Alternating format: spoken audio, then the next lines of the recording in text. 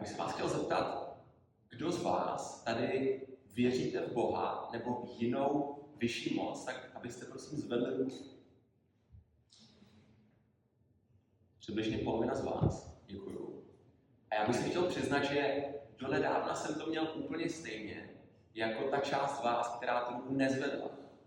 A to je na někoho, kdo vyrůstal celý život v rodině katolíků, docela co říct.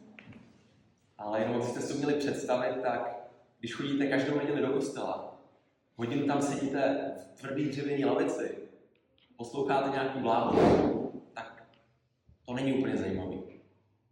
Stejně tak každý štědrý den, když ostatní jedí cukroví, sedí u televize a večer si dají řízek a vy máte půst a večer si dáte kapra, který chutná jako bahno z rybníka, tak zase pochybujete o tom, jestli jste na správné cestě.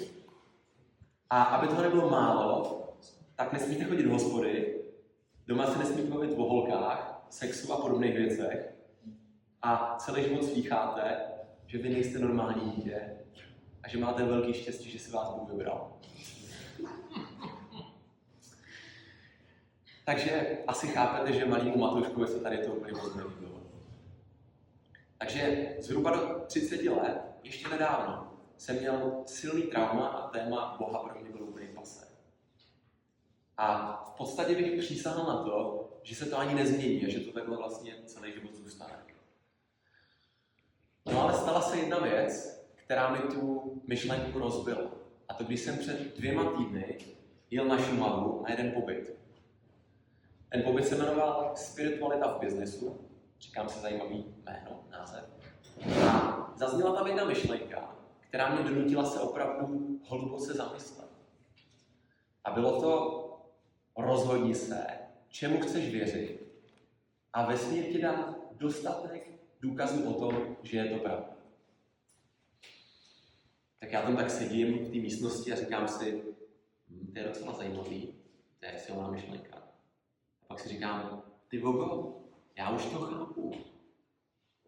Ona neexistuje žádná objektivní pravda a je jenom na mě, jak ten můj svět nebo vesmír bude vypadat.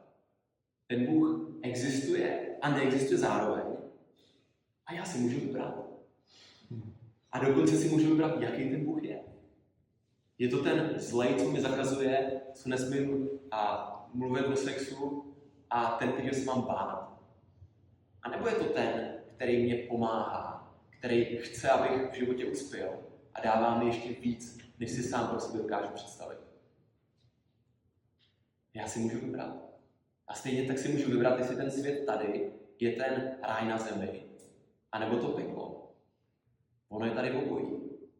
Pak si říkám, aha, tak tohle je ten život podle vlastních pravidel. Já jsem nikdy neměl nejmenší pochybnost o tom, že dokážu cokoliv. To jsem si jako vždycky uvědomoval. Ale říkal jsem si, že to hřiště v tom životě, ty pravidla jsou jako jasně dané. A teď jsem pochopil na tom pobytu, že vlastně ta reálná svoboda a život podle pravidel je, že to hřiště si já vymyslím sám. A že to hřiště může být naprosto jakýkoliv, že to vůbec nemusí být hřiště a může být úplně něco jiného. Tak to pro mě bylo silný. A pak tam byla druhá myšlenka, která to korunovala. A to bylo, žena se může opřít o muže, ale muž se může opřít jenom o Boha. A já si říkám, do prdele, tak ona se o mě ta ženská opře. Já budu teda stát pevně a potom jako spadnu, protože se nemám moc opřít, když toho Boha nemám. Tak jsem si řekl, no jestli je to takhle, a já si opravdu můžu vybrat, tak bych byl blbý, kdybych v toho Boha nevěřil. Ale nechci tam toho blbýho z dětství, ten mě nezajímá. Já chci takovýho, který mi pomáhá a spolu s ním teda budeme tvořit ten můj ideální život. A netrvalo to dlouho a na denní bázi jsem se začal všímat zázraků. Vlastně téměř všechno od té doby mi jde. Furt chodí nějaké pracovní nabídky a furt potkávám super zajímavý lidi. Holky mě zvou sami na rande, co mi dřív nestávalo. Paráda! Před týdnem jsem letěl do Španělska a seděli jsme s kamarádem v 7. řadě. A já si říkám, je málo místa, abych to sedět v té první řadě, ale za příplatek jsem to nechtěl platit, že jo. Během minuty od té myšlenky ta letuška říká, potřebuji někoho v první řadě, je tam emergency, šel by se někdo sednout? Během minuty sedím v té první řadě. Říkám, to je normální.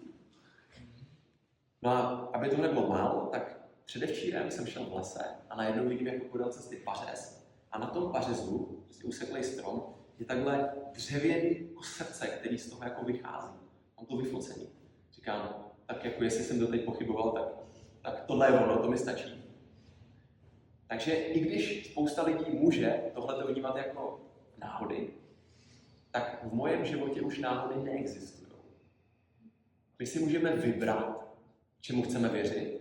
I když jsme si nevybrali, něčemu věříme, pravidla tam máme. A já vám doporučuji, abyste si ten vesmír vytvořili vědomě, protože je obrovský rozdíl, jestli si to podvědomí neustále říká, jsem skvělý řečník, mám krásný a zdravý tělo, dostávám zaplaceno to, co mě baví. A nebo to se nikdy nenaučím. Já jsem vošklivý a tlustej. Já držu jako kůň a budu živil rodinu. Cítíte ten rozdíl?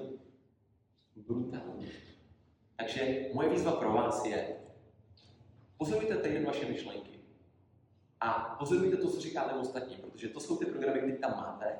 Vy máte možnost jim přeprogramovat, vytvořit si ten vlastní vesmír a udělat si to tak, aby vám to všechno pomáhalo, aby vás to bavilo a aby to spolupracovalo s váma k tomu, abyste došli k tomu cíli. Takže ještě jednou, rozhodni se, čemu chceš uvěřit a vesmír ti dá dostatek informací o tom, že je to pravda. A jak vidíte, já už jsem se rozhodl. Takže moje otázka zní, proč se rozhodnete vy?